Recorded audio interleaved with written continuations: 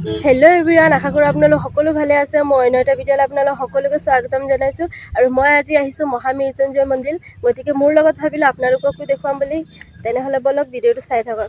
আৰু আমাৰ অসমতো যে ইমান এটা ডাঙৰ শিৱলিংগ আছে, ভাবিলেই কিবা এটা ভাল লাগে।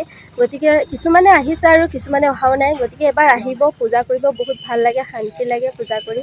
আৰু এই মহামৃত্যুঞ্জয় মন্দিৰটো আছে নগাঁৱত। গতিকে নগাঁৱত আহিব আৰু এবাৰ পূজা কৰি যাব।